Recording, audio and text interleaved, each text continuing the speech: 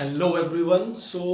Video पे जो article हम लोग डिस्कस करेंगे वो आर्टिकल है bar magnet as an equivalent current carrying solenoid. अगर आप लोगों ने प्रीवियस आर्टिकल्स सुने होंगे तो कई बार हम लोगों ने ये पॉइंट बोला था कि जो बार मैग्नेट है और जो सोलेनॉइड है उन दोनों की मैग्नेटिक फील्ड लाइंस सेम होती हैं और जो सोलेनॉइड है वो बाहर मैग्नेट की तरह ही बिहेव करता है।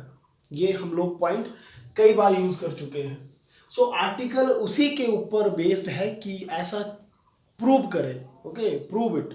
प्रूव करने के लिए हम लोग आर्टिकल एक सॉल्व करेंगे और प्रूव क्या करना है कि ये जो सोलेनॉइड है इसकी जो मैग्नेटिक फील्ड लाइंस हैं वो बार मैग्नेट की तरह है, टोटली बार मैग्नेट की तरह है। तो बेसिकली आप लोग ये पॉइंट्स माइंड पे रखें कि एक तो ये बात आपको प्रूव तो हम लोग कर लेंगे वीडियो पे, लेकिन आप लोग ये माइंड पर रखें कि जो सोलेनॉइड होता है और जो बार मैग्नेट है वो सेम है। ठीक है, उनकी जो मैग्नेटिक फील्ड लाइंस हैं वो सेम है हर पॉइंट पर। अगर मैं एक बार मैग्नेट लूं इस तरह से, नॉर्थ पोल और साउथ पोल, और एक सोलेनॉइड लें और मैग्नेटिक कंपास को अगर मैं डिफरेंट पॉइंट्स पे रखूं सोलेनॉइड के, बार मैग्नेट के और सोलेनॉइड के भी डिफरेंट पॉइंट्स पर उसी मैग्नेटिक नीडल को रखा जाए तो उसकी जो फोर्स एक्सपीरियंस करेगी या मैग्नेटिक नीडल की जो पोजीशन होगी वो सेम होगी बोथ केसेस में। ठीक है, एक तो ये भी एक पॉइंट आता है, लेकिन हम लोग इस आर्टिकल को किस तरह से करेंगे वो देखिए। अगर आप लोगों को याद हो तो बार मैग्नेट की एक्सियल लाइन पर, this is the magnetic axis, और एक्सियल लाइन पर हम लोगों ने सपोज कि ये पॉइंट पी है, बार मैग्नेट की एक्सियल लाइन पर मैग्नेटिक फील्ड कैलकुलेट की थी। अगर वो रिजल्ट आप लोगों को याद हो तो अच्छी बात है, अगर ना हो तो ये रिजल्ट आप लोग देखें। तो एक्सियल लाइन पर, ठीक है, एक्सियल लाइन पर जो मैग्नेटिक फील्ड की वैल्यू आई थी वो आई थी mu naught over 4 pi 2m over r cube, where m is magnetic dipole moment था। ठीक है, तो ये है सोलेनॉइड। तो हम लोग क्या करने वाले हैं, सोलेनॉइड की भी ये एक्सिस क्या है, जो सोलेनॉइड की एक्सिस है और उसको हम लोग बोल सकते हैं एक्सियल लाइन, सोलेनॉइड की भी सेम एक्सियल लाइन पर पॉइंट पी पर हम लोग मैग्नेटिक फील्ड कैलकुलेट करेंगे। और अगर वो मैग्नेटिक फील्ड इतनी आ जाती है, v की वैल्यू, मैग्नेटिक फील्ड इंटेंसिटी की value mu naught over 4 pi 2m over r cube अगर आ जाती है तो इट मीन्स कि सोलेनॉइड और बार मैग्नेट की जो एक्सियल लाइन पर जो मैग्नेटिक फील्ड इंटेंसिटी है वो सेम है। अगर ऐसा हुआ तो हम लोग बोलेंगे कि as the magnetic field is same so properties of both solenoid and bar magnets are same. तो मतलब मैं आप लोगों को ये बता रहा हूँ कि किस तरह से आर्टिकल होगा। तो आइए फिर सोलेनॉइड की पॉइंट पी पर, दैट मीन सोलेनॉइड की एक्सियल लाइन पर उसकी मैग्नेटिक फील्ड इंटेंसिटी कैलकुलेट करते हैं।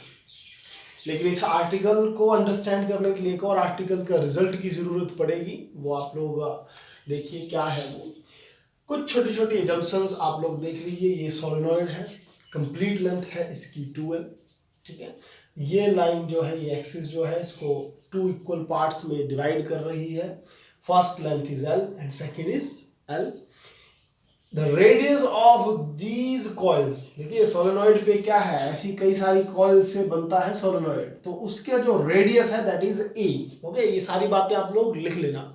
a क्या है, रेडियस है सोलेनॉइड का, और इसकी एक्सिस पर पॉइंट P पर हम लोगों को मैग्नेटिक फील्ड इंटेंसिटी कैलकुलेट करनी है। Let distance of point P from the centre of solenoid, solenoid के सेंटर से पॉइंट P का जो डिस्टेंस है वो आप लोग r एज्यूम कर लें। ठीक है, दैट डिस्टेंस इज r। और जिस, अब एक काफी इंपॉर्टेंट पॉइंट आने वाला है। ठीक है, हम लोगों ने एक आर्टिकल रीड किया था, इस तरह से एक लूप ली थी, अगर आप लोगों को आर्टिकल याद होगा, और करंट कैरिंग लूप की एक्सिस पर मैग्नेटिक फील्ड इंटेंसिटी कैलकुलेट की थी। और अगर रिजल्ट आपको याद हो तो वो था mu naught over 4 pi 2 times पाई, इसका रेडियस अगर r मान ले पाई r स्क्वायर इनटू, अगर ये डिस्टेंस x था तो पाई r स्क्वायर, और करंट से मल्टीप्लाई था, डिवाइड किया था इसको r square plus x square raise to power 3/2। ये रिजल्ट आप लोगों को माइंड पे होना काफी इंपॉर्टेंट है। कौन सा रिजल्ट की मैं बात कर रहा हूं? ये रिजल्ट है पुराना, ठीक है, ये एक पुराने रिजल्ट की हम लोग बात कर रहे हैं जिस पर करंट कैरिंग लूप की एक्सिस पर मैग्नेटिक फील्ड है। तो कुछ ऐसा ही हम लोग इसमें से कोई लूप कंसीडर करेंगे, ठीक है, कोई एक कुछ लूप्स कंसीडर करेंगे। सो सपोज कीजिए सेंटर से एक्स डिस्टेंस के बाद हम लोग कोई लूप कंसीडर करते हैं, ठीक है, सेंटर से एक्स डिस्टेंस के बाद कोई लूप कंसीडर करते हैं, और dx जो है वो उस लूप की विड्थ है, ठीक है। dx विड्थ पर जितनी भी लूप्स आएंगी उसकी वजह से पॉइंट P पर मैग्नेटिक फील्ड इंटेंसिटी लिखेंगे, तो वो कितनी होगी वो आप लोग देखिए। तो लिखते हैं magnetic field intensity, that is magnetic field intensity at P due to number of loops in dx length, okay, dx length पर जितनी भी नंबर ऑफ लूप्स होगी उसकी वजह से। सो देखिए पूरी बात तो जो पूरी मैग्नेटिक फील्ड इंटेंसिटी होगी वो तो फुल सोलेनॉइड की वजह से होगी, लेकिन हम लोग सिर्फ dx के अंदर, ठीक है, इस इतने लेंथ के अंदर जितनी लूप्स आएंगी, बोर्ड पर आपको एक दिख रही है लेकिन अगर सच का सोलेनॉइड होगा तो कई सारी लूप्स आएंगी इस लेंथ के अंदर, तो उसकी वजह से मैग्नेटिक फील्ड लिख रहे हैं, विच मीन्स फुल सोलेनॉइड का छोटा सा लेंथ है तो उस करके थोड़ी सी मैग्नेटिक फील्ड के लिए dB लिया है, कंप्लीट नॉलेज। और रिजल्ट क्या होगा, म्यू नॉट ओवर 4 पाई। डिवीजन पर देखिए ये रिजल्ट किसके लिए था, इस तरह से लूप थी और उसका रेडियस था r, ओके, ये रेडियस था r, तो इधर रेडियस अगर देखें तो ये है a, तो लिखें a स्क्वायर प्लस x क्या था, x था पॉइंट, जिस पॉइंट पर हम लोगों को मैग्नेटिक फील्ड कैलकुलेट करनी थी उसका डिस्टेंस है x। इस रिजल्ट पर देखिए ये रिजल्ट प्रीवियस है, magnetic field on the axis of a current carrying loop करके आर्टिकल है, उसका रिजल्ट है ये। सो x सेम डिस्टेंस, तो देखिए x मींस पॉइंट P से इस dx का डिस्टेंस, ठीक है, इस dx का डिस्टेंस। तो कैसे कैलकुलेट करेंगे, P से सेंटर का डिस्टेंस है r, और आप लोग कुछ एक्स्ट्रा चल लिए हैं, देखिए P से आप लोगों को आना था इस पॉइंट तक, लेकिन आप किस तरह से कि P से आप लोग आगे इस पॉइंट तक जो डिस्टेंस है r, लेकिन आप लोग इतना एक्स्ट्रा मूव कर गए क्योंकि फाइन इस पॉइंट तक आना है तो एक्स्ट्रा मूव कर गए, तो उतना माइनस कर ले, इतना माइनस करें, इस पॉइंट से इस पॉइंट तक माइनस करें जो है x, तो r माइनस एक्स और square raise to power 3/2, okay. Then ऊपर देखिए न्यूमिनेटर के ऊपर 2 टाइम्स किसका, एरिया, और एरिया कितना है पाई a स्क्वायर, इस केस में r इज द रेडियस, तो area is pi r square. Current कितना गया वो I, लेकिन इंपॉर्टेंट बात है अगर ये जो रिजल्ट है ये है सिंगल टर्न के लिए, अगर इस पर 2 टर्न्स होती हैं तो इसको 2 से मल्टीप्लाई करना है, अगर n टर्न्स होंगी तो n से मल्टीप्लाई किया जाता है। तो इस केस में हम लोग n इंटू dx से मल्टीप्लाई कर रहे हैं। मैं अभी आप लोगों से डिस्कस करूंगा कि n इंटू dx से क्यों मल्टीप्लाई किया गया, ठीक है। लेकिन उससे पहले आप लोग ये देखिए कि अगर ये 2 टर्न्स लेता तो 2 से मल्टीप्लाई करना है, अगर 4 टर्न्स ले तो उसको 4 से मल्टीप्लाई करें, अगर n टर्न्स लिया तो n से मल्टीप्लाई करना है। तो इस केस में जो n है वो है,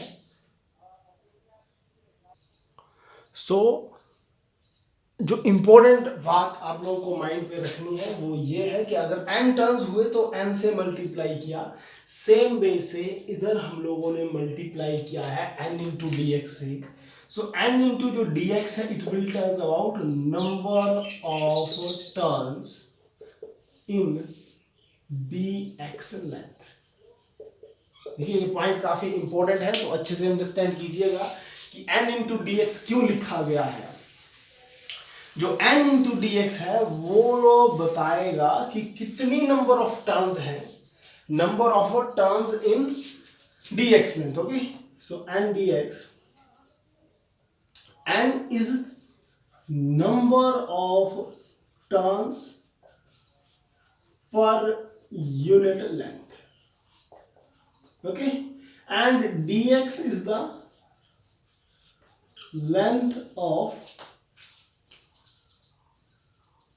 ring. Okay, length of the rings. Okay, length of ring. तो अब इस बात को समझिए, n क्या है, small n is the number of turns per unit length. एक यूनिट लेंथ पे कितने टर्न्स हैं वो है n। अगर उसको मैं मल्टीप्लाई कर देता हूं किसी लेंथ से तो वो बताएगा उस लेंथ पर कितने टर्न्स होंगे। तो जैसे मैंने n को dx से मल्टीप्लाई कर दिया तो इसने ये बता दिया कि इस dx के नीचे कितने टर्न्स आ रहे हैं। ओके, सो इस करके n इंटू डी एक्स से इसको मल्टीप्लाई किया है। आई होप आप लोगों को ये बात समझ आई होगी।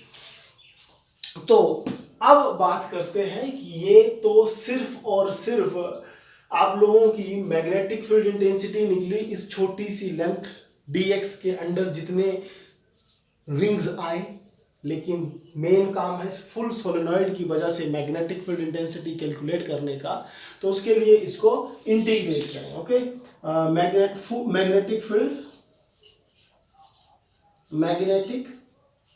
Field intensity due to complete solenoid,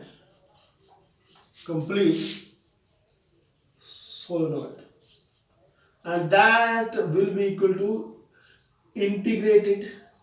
okay, इसको इंटीग्रेट करें और जैसे ही आप लोग इंटीग्रेट करेंगे तो रेंज आप लोगों को सोचना पड़ेगा कि क्या रेंज की इंटीग्रेशन होगी, विच मीन्स इंटीग्रेशन की लिमिट्स क्या होने वाली हैं। तो इंटीग्रेशन की लिमिट्स कैसे पता करेंगे आप लोग, जो ओरिजिन हुआ, ओके, जो ओरिजिन हुआ, देखिए ये है ओरिजिन और ओरिजिन से इस तरफ है L और इस साइड है -L, क्योंकि आप लोग सेंटर से जब इस तरफ चलेंगे तो नेगेटिव एक्स एक्सिस है, तो इस करके -L से L तक। Okay, this side -L and this side L। तो ये इस करके -L से L लिया जाएगा, -L से L इसको कंसीडर किया जाएगा। लेकिन अब अगर बात करें हम लोग कुछ कंडीशंस की, तो वो कंडीशन ये है, if r is very greater than a and r is very greater than x, okay, then a square plus r minus x square raised to power 3/2 will be approximate equal to a, will be approximate equal to, this is very small, okay, a is very small, so neglect it, x is also very small, so neglect it and take it r square, और r square की power है 3/2, तो ये बच जाएगा r cube के। ठीक है, सो हम लोगों ने पॉइंट क्या कंसीडर किया कि r जो है, ये जो सेंटर से पॉइंट p है, ये काफी दूर है, काफी लंबा है, और जो रेडियस है इसका a, और जो ये x लेंथ है ये काफी छोटी है, तो उसको नेग्लेक्ट किया। तो इस करके जो आर्टिकल का जो रिजल्ट बना वो क्या बन गया, that is b is equal to, देखिए μ0/4 करते हैं आउट, ये आ गया 2 टाइम्स πa² in, और इंटीग्रेशन तो सिर्फ और सिर्फ dx की ही होगी क्योंकि वेरिएबल सिर्फ dx है, और नीचे ये सारा जो ब्रैकेट के अंदर है ये बचा r क्यूब। ओके, और length range is -L to L। ठीक है, देन क्या करना होगा, इससे नेक्स्ट क्या करना होगा हमें, इससे नेक्स्ट क्या करना है वो देखें आप लोग। सो नेक्स्ट जो बात आएगी वो सिंपल सी इंटीग्रेशन। तो आई थिंक ये बेसिक इंटीग्रेशन है जो आप लोगों ने +1 में अंडरस्टैंड की होगी। ओके, सो dx की इंटीग्रेशन क्या होगी, x, so it will become v is equal to mu naught over 4 pi 2 times this pi a square, क्या है ये एरिया बन रहा है, देखिए area of circle i n over r cube. और इस इंटीग्रेशन को मैं आपको साइड में सॉल्व करके बता देता हूं। सो इंटीग्रेशन क्या है, इंटीग्रेशन है आपकी -l से l dx। सो इसकी इंटीग्रेशन x आ गई, -l to l, upper limit put करें that is l, minus lower limit तो minus minus plus that is equal to 2l, which means integration of this will be equal to 2l। तो इसको मैंने लिख दिया 2l, ठीक है, इसको 2l। तो अब बात करते हैं b is equal to mu naught over 4 pi. देखिएगा अब काफी इंपॉर्टेंट बातें आने वाली है, लेकिन एक बेसिक फिर से मैं डिस्कस करने वाला हूं कि मैग्नेटिक डाइपोल मूवमेंट किसी करंट कैरिंग लूप के लिए क्या होता है, m is equal to I into A. ये बात आपको अंडरस्टैंड करनी पड़ेगी जो हम लोग डिस्कस कर चुके हैं। किसी करंट कैरिंग लूप के लिए जो मैग्नेटिक डाइपोल मूवमेंट है वो है I into A. I is the current through that loop and A is the area of that loop. और मैग्नेटिक डाइपोल मूवमेंट आपने ये भी पढ़ा है, लेकिन ये डाइपोल के लिए है, बार मैग्नेट के लिए है। This is for bar magnet. This is magnetic dipole की strength. This is magnetic strength of a pole and 2l is the dipole length.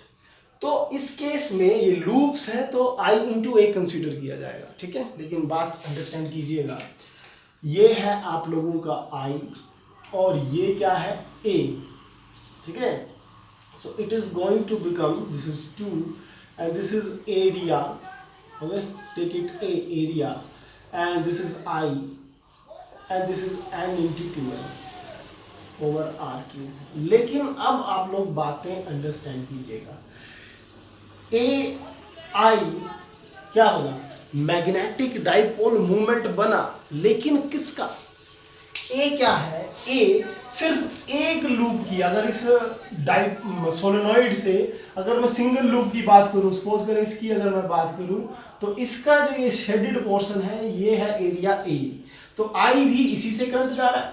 So which means ये मैग्नेटिक डाइपोल मूवमेंट तो बना लेकिन single एक loop का, लेकिन हम लोग फुल सोलेनॉइड से डील कर रहे हैं। तो अगर मैं इसको मल्टीप्लाई कर दूं number of turns of this complete solenoid, ठीक है, तो वो है n into 2l, n into 2l, n into 2l is number of turns of this complete solenoid. ये जो सोलेनॉइड है इसकी फुल लेंथ पर, इस 2l लेंथ पर जितनी टर्न्स हैं वो ये टर्म बताएगी n into 2l। So I n into 2l is equal to m, and what is m? M is magnetic dipole moment of a solenoid. Important बात है। तो इस करके जो b आया आप लोगों का वो है mu naught over 4 pi, this is 2 times I, this whole term, देखिए ये मैं फिर से इसको बॉक्स पे कर रहा हूँ, this is equal to m over r cube. तो ये बना है फाइनल रिजल्ट, ठीक है। ये बात फिर से अंडरस्टैंड करें, क्योंकि a इंटू आई, आप लोग इधर कंफ्यूज मत होना। This pi A square is equal to A, where a is the area, okay, pi R A square, pi A square क्या है, area of a circle, pi R square, A is radius of these loops. So this is area of single loop, okay, this is area of single loop, single loop. लेकिन solenoid कोई single loop से नहीं बनी होती है, solenoid पर तो कई सारी लूप्स होगी। सो अगर मैं इसको मल्टीप्लाई कर दूं कंप्लीट किससे, पाई ए स्क्वायर को n इंटू 2l से, तो ये क्या बन गया, area of complete loops of the solenoid. Okay, area of complete loops of solenoid, area of complete loops of solenoid. Okay, so overall this all term is equal to m. m is magnetic dipole moment. अब बात करते हैं इस result की, कि final result ये मिल चुका है। ये रिजल्ट और बार मैग्नेट का जब लेंथ उसकी स्मॉल थी, जो उसका स्पेशल केस था, उसका एक्सियल लाइन पर जो मैग्नेटिक फील्ड थी, ठीक है, बार मैग्नेट की एक्सियल लाइन पर जो मैग्नेटिक फील्ड थी और सोलेनॉइड की एक्सियल लाइन पर जो मैग्नेटिक फील्ड का रिजल्ट आया, these both are same. So due to this reason bar magnet is equivalent to current carrying solenoid.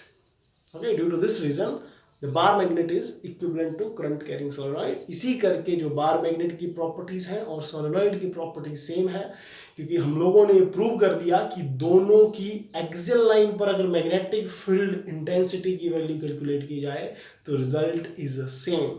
सो इसी करके दोनों को बोला गया कि एक जैसे हैं। इंपॉर्टेंट पॉइंट है, याद रखना, बार मैग्नेट और सोलेनॉइड की प्रॉपर्टीज सेम होती हैं। क्यों होती हैं ये आर्टिकल करके बता देना एग्जाम में तो आएगा। सो आई होप आप लोगों को लेक्चर क्लियर हुआ होगा। एंड अगर फिर भी कुछ पर्टिकुलर आपका डाउट है तो आप लोग जरूर कमेंट करें, उसका रिप्लाई दिया जाएगा। And thank you and good luck.